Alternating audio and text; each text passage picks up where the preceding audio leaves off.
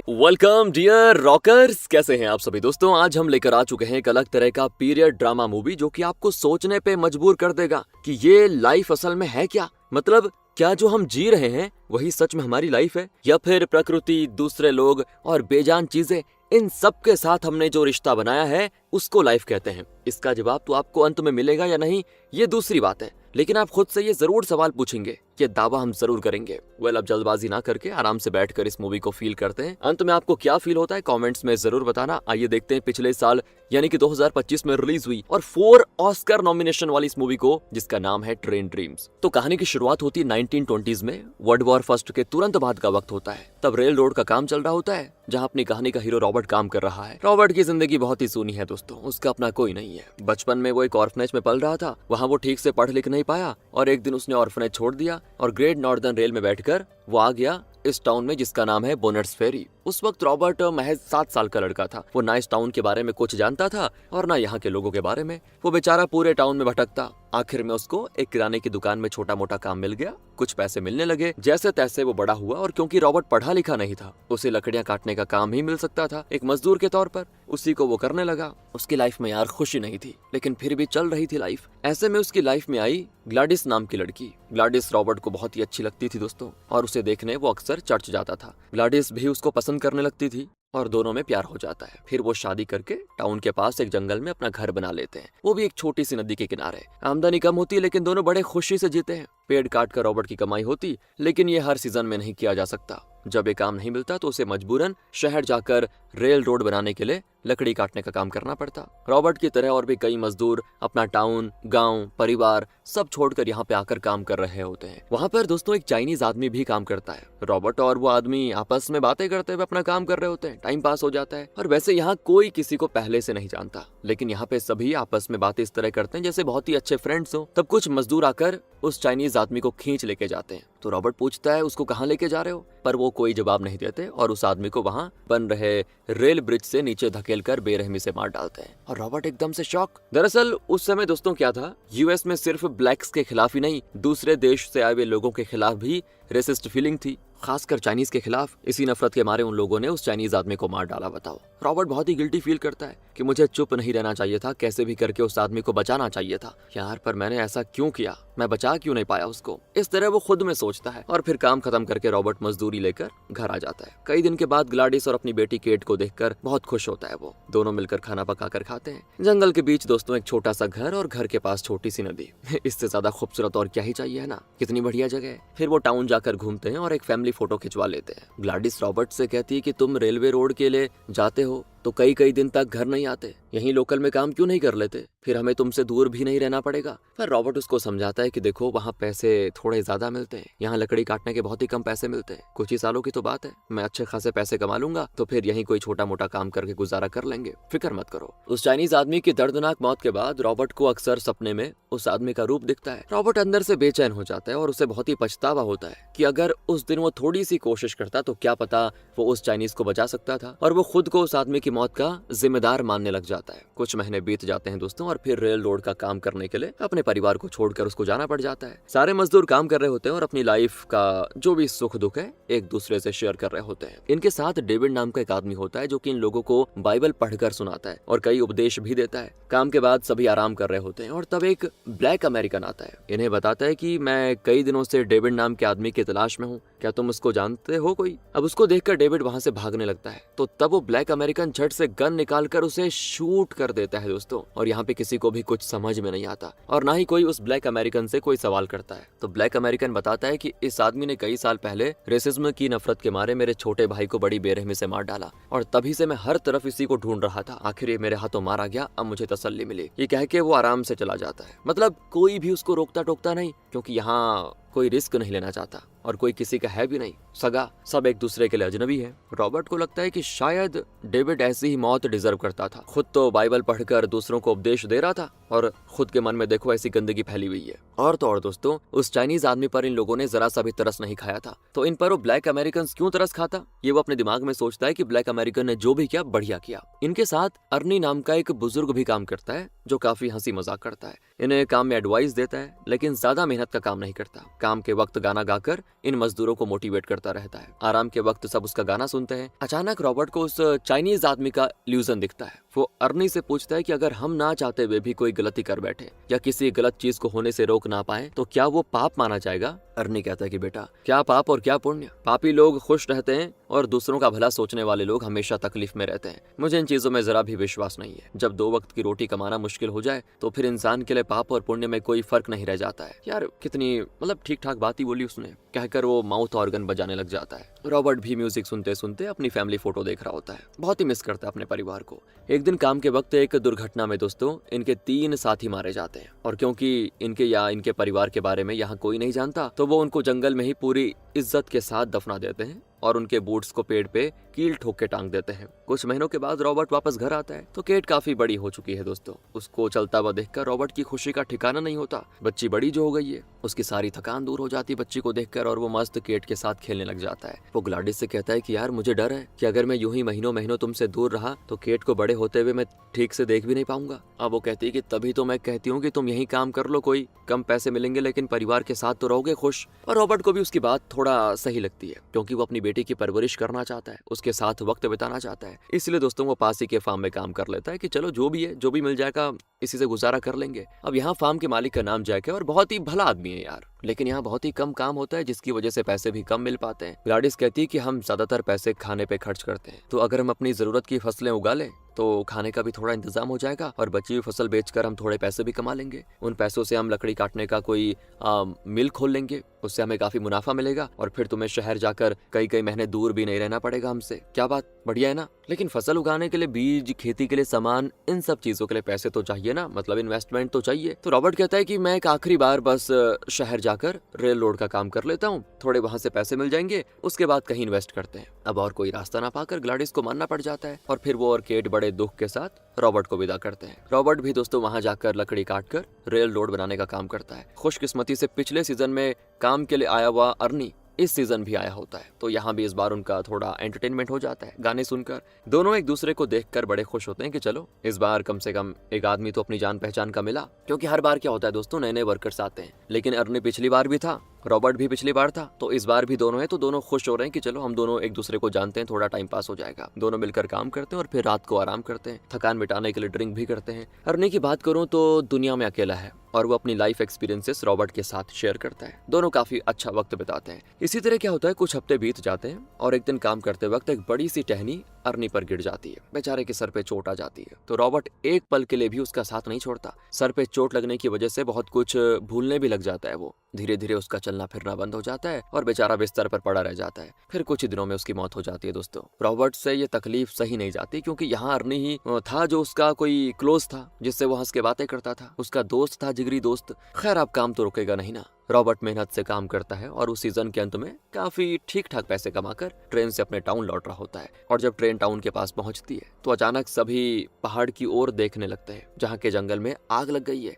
अब ये देखकर तो रॉबर्ट की सांसें रुक जाती है, क्योंकि उसका घर उसी जंगल में है दोस्तों, और ग्लाडिस और केट फिलहाल वहीं पे होंगी। तो रॉबर्ट डर जाता है कहीं कोई अनहोनी ना हो जाए। स्टेशन पर उतरते ही वो यहाँ वहाँ ढूंढता है कि शायद वो दोनों यहाँ आ गई होंगी, आग से बच गई होंगी। लेकिन स्टेशन पर दोनों को ना पाकर उसके हाथ पैर कांपने लग जाते हैं कि कहीं कोई बुरी बात ना हो जाए। वो तुरंत वहां से भागता है और जलते हुए जंगल में जैसे तैसे अपने घर पहुंच जाता है। लेकिन तब तक सूरज निकल चुका था और जंगल की आग भी बुझ चुकी थी। लेकिन रॉबर्ट का घर पूरी तरह से जल चुका था दोस्तों। बेचारा दुविधा में पड़ जाता है, क्योंकि यहाँ पे ग्लाडिस या केट की कोई लाश नहीं है। मतलब वो दोनों जरूर आग से बचकर टाउन की ओर चले गई होंगी, ये वो सोचता है, और ये भी सोचता है कि बाद में वापस आ जाएंगी। तो इसीलिए वो तुरंत जैक की दुकान में जाता है कि शायद ग्लाडिस और केट वहां गई होंगी। और जब बहुत देर के बाद भी वो नहीं आती तो रॉबर्ट को लगता है कि शायद वो टाउन से वापस घर आई होंगी। तो इसीलिए वो जैक से विदा लेकर निकलता है। तो जैक उसके लिए थोड़ा खाना देता है और कहता है कि तुम फिक्र मत करो, दोनों जहां भी होंगी सही सलामत होंगी। रॉबर्ट उसको थैंक करके घर लौटता है और वहाँ ग्लाडिस और केट का इंतजार करने लगता है। रात हो जाती है लेकिन दोनों का कोई अता पता नहीं। बेचारा टूट जाता है कि न जाने दोनों का क्या हुआ होगा। वो आग जलाकर बैठा होता है तो अचानक उस चाइनीज आदमी का इल्यूजन उसको दिखता है और लगता है वो रॉबर्ट को घूर रहा है। रॉबर्ट गुस्से में उस इल्यूजन पे चिल्लाता है कि तुम मुझसे चाहते क्या हो? मैंने तुम्हारा क्या बिगाड़ा? अरे मैं तुम्हें उन रेसिस्ट लोगों से बचा नहीं पाया, इसमें मेरी कोई गलती नहीं है समझे, लेकिन तुमने मुझसे बदला लेने के लिए मेरे परिवार को मुझसे छीन लिया। मतलब इस तरह बेचारा बेबस होकर चिल्लाता है और राख पर ही सो जाता है। तभी वहाँ पे जैक आता है जो रॉबर्ट के लिए खाना लेकर आया था और देखने आया है कि ग्लाडिस और केट वापस आ गई हैं या नहीं। रॉबर्ट तो भूख के मारे पूरा खाना खा लेता है। फिर जैक रॉबर्ट को दिलासा देता है कि चलो यार जंगल में ढूंढते हैं उनको, शायद आग से कहीं बचने के लिए किसी सेफ जगह पे छुप गई होंगी। जैक अपनी गन लेकर आया था दोस्तों, क्योंकि जंगल में दिक्कत ये है कि खतरनाक जानवर भी होंगे। दोनों पूरा जंगल छान मारते हैं। रॉबर्ट को ग्लाडिस और केट के इल्यूजन्स आ जाते हैं। वो अपना सर पीट पीट कर रोता है कि ग्लाडिस ने मुझसे पहले ही कहा था कि हमें छोड़कर मत जाया करो यार, यही काम कर लिया करो, कहा था उसने, लेकिन मैं ही नहीं माना। जंगल में कहीं उनका पता नहीं चलता, लेकिन जैक रॉबर्ट को हिम्मत देता रहता है कि भाई हिम्मत मत हार। कुछ हफ्ते बीत जाते हैं दोस्तों, लेकिन रॉबर्ट को यकीन है कि उसकी वाइफ और बेटी जरूर आ जाएंगी। अब वो अपने घर की जगह पर एक शेड बना के रहने लग जाता है। तभी कुत्तों का एक परिवार, एक माँ और उसके 2 पिल्ले रॉबर्ट के शेड में शरण लेते हैं। शायद ये कुत्ते भी आग में अपने परिवार के किसी न किसी को खो चुके हैं। रॉबर्ट उन्हें अपने शेड में जगह देता है, क्योंकि ये उसके लिए महज कुत्ते नहीं है, बल्कि फिलहाल उसके अकेलेपन को दूर करने वाले उसके साथी हैं। कुछ महीने बीत जाते हैं। रॉबर्ट वही फिर से अपना पेड़ काटने के काम पे लग जाता है और तब उसको ग्लाडिस और केट की आवाजें आती है, लेकिन वो बहुत ही जल्दी समझ जाता है कि यह सब उसका वहम है। रात को जैक आकर रॉबर्ट के साथ वक्त बिताकर सुबह चला जाता है। रॉबर्ट रोज यही प्रार्थना करता है कि ग्लाडिस और केट को कुछ ना हो जाए, भगवान दोनों जहां भी हो ठीक हो, वापस आ जाएं। बहुत ही विश्वास के साथ उन दोनों का इंतजार करता है और उनकी यादों के बल पर ही जीने का फैसला करता है। लेकिन दिक्कत ये थी कि अकेलापन होता है ना दोस्तों, वो खा जाता है आदमी को, और रॉबर्ट को भी खा रहा था। देखते ही देखते आप यकीन नहीं करोगे 20 साल निकल जाते हैं, 20 साल यार। और अब रॉबर्ट का विश्वास टूट चुका है, उसे उम्मीद भी नहीं है कि उसका परिवार कभी लौटेगा। इस वजह से वो फिर एक बार रेल रोड का काम करने शहर जाता है, लेकिन अब वहाँ मशीनें आ चुकी है, क्योंकि टाइम काफी डेवलप हो चुका है। स्टीम से चलने वाली गाड़ियां भी बनाई जा चुकी है। ये सब देखकर रॉबर्ट को बड़ी हैरानी होती है कि कितना कुछ बदल चुका है। तब वो देखता है कि एक पेड़ पर 2 बूट्स टंगे हुए हैं। और आपको याद होगा दोस्तों, कई साल पहले जब रॉबर्ट और उसके साथी यहाँ पे काम कर रहे थे तो 3 मजदूरों पर पेड़ गिर गया था और वो मर गए थे। उन्हें यहीं पे दफनाकर उनके बूट्स को पेड़ पे टांग दिया गया था, याद है ना? तो ये वही बूट्स हैं जो कि पेड़ के बड़े होने के साथ उसके अंदर दबे हुए दिखते हैं। ये लोग उस पेड़ को छोड़कर बाकी पेड़ काटने लग जाते हैं। काम खत्म करके सभी बैठकर आराम करते हैं और तब एक बुजुर्ग आदमी आकर रॉबर्ट के बगल में बैठ जाता है। अब उसको देखते रॉबर्ट पहचान जाता है कि इस बुजुर्ग का नाम बॉब है, जो कई साल पहले रॉबर्ट के साथ यहाँ पे काम किया करता था। वो भी रॉबर्ट को पहचान जाता है और दोनों पुराने दिनों को याद करके खुशी खुशी बातों में मस्त हो जाते हैं। बॉब पूछता है, क्या तुम फिर कभी अर्नी से मिले थे? कई साल हो गए उसको मैंने देखा नहीं। क्या वो अभी भी पेड़ काटने का काम कर रहा है या छोड़ दिया? दरअसल अर्नी और बॉब की बहुत ही अच्छी दोस्ती थी दोस्तों, क्योंकि दोनों सेम उम्र के थे। लेकिन आज रॉबर्ट अर्नी की मौत की बात बताकर बॉब को दुखी नहीं करना चाहता था, इसीलिए कह देता है कि मुझे भी उनसे मिले हुए कई साल हो चुके हैं, शायद उन्होंने ये काम छोड़ दिया है और कोई दूसरा काम कर रहे होंगे। अब दोस्तों यहाँ से धीरे धीरे रॉबर्ट के दिन तन्हाई और सूनेपन में गुजरते हैं। अब भी उसको ग्लाडिस और केट की बहुत याद आती है। शहर में काम खत्म होता है तो वो वापस अपने शेड में लौट आता है, जहाँ उसका इंतजार कर रहा होता है उन कुत्तों में से एक जिन्हें रॉबर्ट ने शरण दी थी। वो बड़े प्यार से रॉबर्ट के पास भागा चला आता है। इस तरह लगभग 10 साल और बीत जाते हैं। दुनिया में टेक्नोलॉजी काफी आगे तरक्की कर चुकी है। रॉबर्ट ने इतने साल मेहनत करके जो पैसे जोड़ के रखे हुए थे, उससे वो $300 का एक घोड़ा गाड़ी खरीदता है, जिससे वो सामान और लोगों को एक जगह से दूसरी जगह लेके जाता है और इसी से उसका गुजारा चलता है। इससे उसको अच्छी आमदनी भी मिल जाती है। इसके कुछ साल बाद जंगल की देखरेख के लिए क्लेयर नाम की एक फॉरेस्ट ऑफिसर आती है, जो कि रॉबर्ट की हम उम्र लगती है। वो पहली मुलाकात में बहुत ही अच्छी तरह बातें करती है, मजाकिया किस्म की भी लगती है, लेकिन रॉबर्ट तो एकदम खामोश रहता है, ज्यादा बात नहीं करता। दरअसल दिक्कत यही कि रॉबर्ट अपने परिवार को खोकर जितना दुखी है ना, उतना ही दुख क्लेयर ने भी सहा है। हाल ही में उसके पति की मौत हो गई थी, लेकिन इस बारे में वो रॉबर्ट को नहीं बताती। सिर्फ इतना कहती कि मैं एक नर्स हुआ करती थी, लेकिन फिर मुझे जंगलों में काम करने में दिलचस्पी हुई और मैंने ये नौकरी कर ली। बातों ही बातों में क्लेयर के रहने की जगह आ जाती है, जो कि टावर के ऊपर है। क्लेयर रॉबर्ट को गाड़ी का भाड़ा देती है, तो रॉबर्ट पैसे लेकर कहता है कि अगर किसी चीज की जरूरत हो ना तो मुझे बता देना। क्लेयर भी उसको थैंक करके जाती है। फिर रॉबर्ट अपने घर जाता है। यहाँ दोस्तों उसका इकलौता साथी ये कुत्ता है बस। रॉबर्ट अब भी अपने परिवार को भुला नहीं पाया। यार इतने साल हो चुके हैं, लेकिन उसके दिल में कहीं न कहीं एक छोटी सी उम्मीद जरूर है कि आज भी वो लौटेंगे, उसकी बच्ची और उसकी पत्नी। बेचारा बहुत ही दुखी रहता है। अचानक उसको लगता है कि जैसे उसके घर के चारों ओर आग लग गई है। रॉबर्ट घबरा कर उठ जाता है तो उसके सामने खड़ी होती है ग्लाडिस और वो कुछ ढूंढ रही होती है। तो रॉबर्ट तो एक पल के लिए फ्रीज हो जाता है, लेकिन ग्लाडिस को देखकर उसे बड़ी खुशी होती है और वो भी रॉबर्ट को देखकर हंसती है। लेकिन दोस्तों उसकी खुशी बुलबुले की तरह एक ही पल में टूट जाती, क्योंकि वो सच में नहीं आई थी, बल्कि ये रॉबर्ट का एक भ्रम था, जिसमें उसका मन उसको ये बताने की कोशिश कर रहा है कि उस दिन जब आग लगी थी तो उसकी वाइफ और बेटी के साथ क्या हुआ था। मतलब क्या सच में ऐसा ही हुआ था या नहीं, ये तो हम नहीं जानते, लेकिन शायद ये रॉबर्ट के मन का खेल है जो उसकी आंखों के सामने ये दृश्य बुन रहा है दोस्तों। खैर, चारों तरफ आग लगी होती है तो ग्लाडिस केट को लेकर वहां से तेजी से भागती है। बहुत ही दूर भागने के बाद एक जगह पर पैर फिसल कर वो गिर जाती है। इसके बाद क्या हुआ ये रॉबर्ट को नहीं दिखता। अच्छा, ये जो भी दिख रहा है ये रॉबर्ट के दिमाग में दिख रहा है, मतलब वो एक प्रोबेबिलिटी बना रहा है कि शायद ये हुआ होगा। तो अब रॉबर्ट इस नतीजे पे पहुंच जाता है कि ये सब हुआ होगा और दोनों शायद आग में फंसकर मर गई होंगी और अब दोनों कभी वापस नहीं आएंगी। कुछ महीने के बाद का सीन दिखाते हैं। जाड़े का मौसम आ जाता है। ऐसे मौसम में भी रॉबर्ट एक लालटेन लेकर पेड़ काटने निकल जाता है। कट करके वसंत ऋतु में दिखाते हैं कि रॉबर्ट क्लेयर से मिलने उसके टाउन पे जाता है। क्लेयर पूछती है यहाँ पे कैसे आना हुआ, तो रॉबर्ट कहता है कि मैं इस टाउन से गुजर रहा था, सोचा आपसे मिल लूं। क्लेयर कहती ठीक है ऊपर आ जाओ, कहकर वो रॉबर्ट को टावर पे लेके जाती है और वहाँ क्लेयर उस छोटी सी जगह को बढ़िया घर की तरह बिल्कुल सजाई होती है। रॉबर्ट कहता है कि वाह यार, आपने इस जगह को बहुत ही खूबसूरत बना दिया। वैसे यहाँ पे अकेली रहती हैं क्या आप, डर नहीं लगता? क्लेयर कहती डर, मुझे कैसा डर, यहाँ से जरा बाहर देखो कितना खूबसूरत नजारा है। अरे मुझे तो यहाँ पे बड़ा मजा आता है। उसकी बातों से पता चलता है कि वो अपने काम को बहुत ही एंजॉय कर रही है। फिर दोनों बैठकर कॉफी पीते हैं और रॉबर्ट दिल खोल के बातें करता है। दोनों नीचे आते हैं। उसके बाद क्लेयर पूछती है मैंने सुना है यहाँ जंगल में बहुत बड़ी आग लगी थी एक बार, लेकिन यहाँ उसके कोई आसार नजर नहीं आ रहे। रॉबर्ट बताता है कि उस घटना को हुए तो कई साल बीत चुके हैं, इसीलिए पेड़ पौधे फिर से उग गए हैं और जंगल फिर से हरा भरा हो गया। क्लेयर कहती है कि जब आग लगी थी तो आप यहीं थे क्या? और यार दोबारा से रॉबर्ट को उस वक्त की याद आ जाती है जब उसने ग्लाडिस और केट को आग में खो दिया था और बहुत ही दुखी होकर कहता है कि मुझे यहाँ होना चाहिए था, लेकिन बदकिस्मती से मैं यहाँ नहीं था। अगर मैं यहाँ होता तो अपनी वाइफ और बेटी को जरूर बचा लेता, क्योंकि मुझे लगता है वो दोनों उस आग में जलकर मर गई थी। क्लेयर उसको दिलासा देती है और कहती है कि मेरे पति की जब मौत हुई थी ना तो मैं भी टूट गई थी पूरी तरह। उस वक्त मैं एक नर्स थी, फिर मैंने उस सदमे से निकलने की कोशिश की और एक बदलाव के लिए मैंने इस काम के लिए अप्लाई किया था। इस काम में और यहाँ के माहौल में मुझे शांति मिलती है, बस मुझे और कुछ नहीं चाहिए। देखो रॉबर्ट, लाइफ में ऐसी कई घटनाएं होंगी, लेकिन हमें उन सभी को पार करके आगे बढ़ना है, ना कि तालाब के पानी की तरह एक ही जगह पे जम जाना है। समझो इस बात को, और तुम भी उस दुख को पार करके निकल आओ। मुझे उम्मीद है कि तुम ऐसा जरूर कर पाओगे। अब अगले सीन में रॉबर्ट घर पे होता है और कोई पुराना कपड़ा सी रहा होता है। तभी अचानक बाहर से कोई आवाज आती है, जिसको सुनकर रॉबर्ट बाहर आता है तो देखता है कि एक यंग लड़की कीचड़ में पड़ी होती है और वो बार बार डैडी डैडी कह के पुकारती है। लगता है बहुत ही घायल है और रॉबर्ट को लगता है कि ये जरूर उसकी बेटी केट है, वरना कोई और यहाँ पे आकर डैडी डैडी क्यों पुकारेगा। तो वो उसको उठाकर घर के अंदर ले जाकर बेड पे लिटा देता है। रॉबर्ट पूछता है कि केट तुम्हारी माँ कहाँ है और तुम कहाँ से आ रही हो? वो कोई जवाब नहीं देती दोस्तों, दर्द के मारे रोती है। रॉबर्ट उसकी मरहम पट्टी करता है और बड़ा खुश होता है कि उसकी छोटी सी बच्ची कितनी बड़ी हो गई है। रॉबर्ट का दिल भर आता है और वो वहीं उसके पास बैठा बैठा सो जाता है। सुबह होती है तो रॉबर्ट की आंख खुलती है, तो अब उस लड़की को बेड पर ना पाकर रॉबर्ट बिल्कुल पगला सा जाता है और केट को पुकारते पुकारते हर तरफ ढूंढता है। रॉबर्ट से ये चीजें बर्दाश्त नहीं होती कि उसकी बेटी आई थी लेकिन अचानक उसे छोड़कर चली गई। लगभग दोस्तों 3 दिन वो जंगल में उसको ढूंढता फिरता है, लेकिन वो नहीं मिलती। तो क्या सच में वो केट थी? जवाब है नहीं। वो भी रॉबर्ट का सिर्फ एक भ्रम था, क्योंकि उसके मन में हमेशा केट के ख्याल आते रहते हैं कि वो कहीं जिंदा होगी, इतने साल के बाद वो इतनी बड़ी हो गई होगी और उसे ढूंढते ढूंढते वापस जरूर आएगी। ये उसके दिमाग के अंदर एक कहानी बन रखी है। रॉबर्ट को भी ये बात समझने में देरी नहीं लगती। अगले सीन की बात है, वो ट्रेन में अपने पुराने शहर की ओर जा रहा होता है जहाँ से वो बचपन में यहाँ आया था। वो जगह दोस्तों पहले जैसी नहीं रही, बड़ा शहर बन चुका है और रॉबर्ट से उस जगह को पहचाना नहीं जाता। उसको तो ऐसा लगता है जैसे कि वो किसी पुरातन काल में इतने साल से जी रहा था और अचानक किसी दूसरे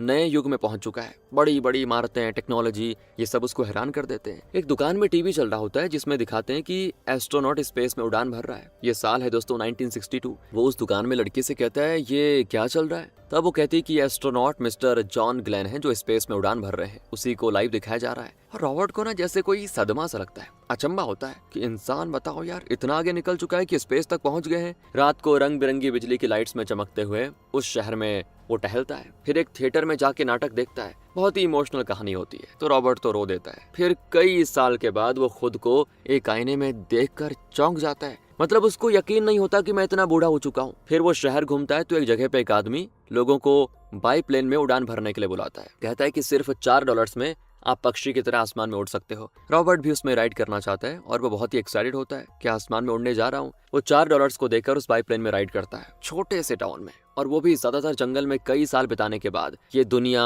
टेक्नोलॉजी, ये सब उसे बहुत मतलब नए लगते हैं, बड़े आकर्षित करते हैं और उसको ये सब एक्सपीरियंस करके बहुत ही खुशी मिलती है। आसमान में उड़ते उड़ते वो नीचे देखता है तो सब कुछ बड़ा प्यारा खूबसूरत लगता है। उसका मन यार बहुत ही हल्का हो जाता है। इस उड़ान के दौरान उसकी आंखों के सामने उसके पास्ट के सारे दृश्य आ जाते हैं। मतलब वो पहली बार जब ग्लैडिस से मिला था, उससे प्यार किया था, शादी की, केट पैदा हुई, उसके बाद खुशियों से भरी उनकी जिंदगी, और फिर काम के दौरान जिन लोगों से उसकी मुलाकात हुई, दोस्ती हुई, वो चाइनीज आदमी यार, और वो अर्नी, जंगल में हुई दुर्घटना, फिर जैक जिसने रॉबर्ट को सहारा दिया जब वो टूट चुका था बेचारा पत्नी और बेटी की गम में, और आखिर में क्लेयर जिससे उसने अपने दिल की बातें शेयर की। मतलब ये सारी चीजें उसे कुछ पलों में याद आ जाती हैं। इसके लगभग 7 साल के बाद यानी 1968 में रॉबर्ट के घर को दिखाते हैं जिसका बहुत ही बुरा हाल हो चुका है, जैसे वहाँ पे कोई रहता ही नहीं। घर पे पेड़ पौधे उगने लग जाते हैं और तब दिखाते हैं कि रॉबर्ट वहीं पे पड़ा हुआ है और लगता है उसके मरे हुए कई महीने या साल हो चुके हैं। ना उसकी खबर लेने के लिए कोई यहाँ आया और ना ही उसको दफनाने के लिए कोई आया। उसका शरीर सड़ चुका है दोस्तों और उस पे फंगस और पौधे उगने लगे हैं। एक जैक था लेकिन शायद